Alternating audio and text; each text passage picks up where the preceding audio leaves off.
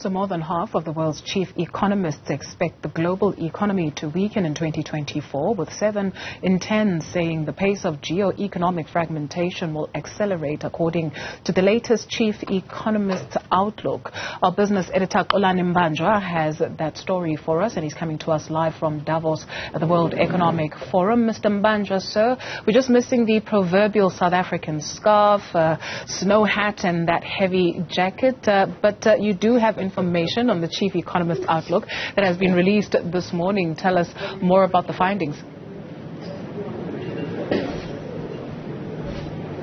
Good afternoon, Dudu. Well, this is all just an act. I am feeling very cold. I'm missing that scarf, those gloves, and the hat. I'm just making sure that I look good for on air, but I really do want those layers of clothes on me. Yes, the big story this morning, really the one thing that a lot of people are talking about is the chief economist's outlook, which was released earlier this morning, and it paints a bleak picture for the entire world, as it says that the 56% of economists, 100 chief economists from around the world being surveyed in that particular outlook, they are saying they are not seeing any a reprieve in 2024 with regards to the cost of living, with regards to the stalling standards of living, and with economic growth. It is expected to weaken in 2024, and it's something that has confounded a lot of discussions here at the World Economic Forum on day one, because it has a lot of warnings in it when it comes to some of the things that they speak about. When you look at regions, the sub-Saharan region, a number of economists, really about 50%, expect a weaker or a stable economic outlook for 2024. But for Europe and North America and South America, it does not look good, and they are talking about the fact that the world is much more fragmented, and it talks about the fact that the theme this year is about rebuilding trust. We've seen how that trust between countries has ebbed away, and it's actually very clear in this chief economist report that has been released, which will be the talk of today. Some of the other findings that are there include the fact that there are major warnings of rising fiscal strains and divergence between those low-income and high-income economies, which means countries that are developing and are not actually going to develop at a similar pace than those who are developed and are ahead. So it's one of those things that are actually being talked about, including the advent of artificial intelligence being the buzzword also here at WEF 2024.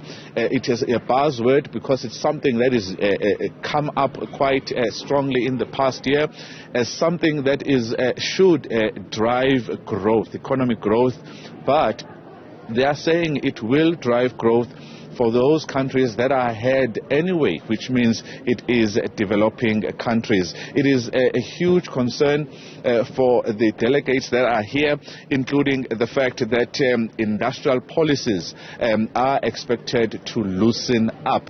And last thing that I want to highlight, Tutu, is the fact that countries in Europe, particularly countries such as this one, Switzerland, are actually experiencing older aged generations where the population is much older. Africa has the youngest population in the world, and what they are trying to do here in Europe is actually bring skilled young Africans to these particular shores to make sure that the economic wheels continue to turn. So at the same time, there are discussions about migration patterns and immigration. We've seen a lot of movement in North America when it comes to North America and South America, those in Mexico moving into the USA, and those on the African continent moving illegally so towards Europe. But it's a topical discussion that these countries with older generations, with older populations, actually need the young population because they have a much older population. That youth dividend they will not have for long.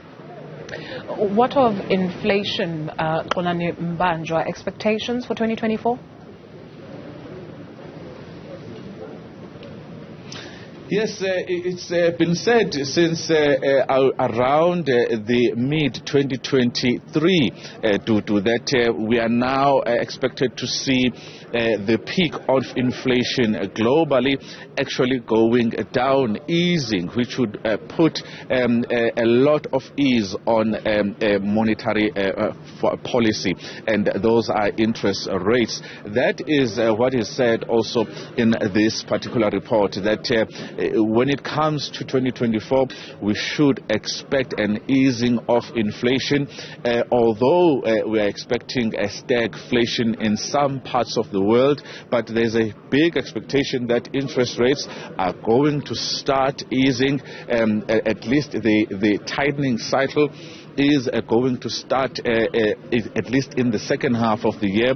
We will actually, as consumers, see some reprieve from our central banks around the world. That depends, though, on a number of factors, whether the cooperation in such gatherings such as the World Economic Forum does materialize and economic growth stays stable and on course for the next 6 months. And it does also depend on the oil prices and the energy crisis that has been there, whether it is going to slow down. So inflation being also another buzzword for the past 2 years, it's something that is expected to ease until at least the second half of the year. All right.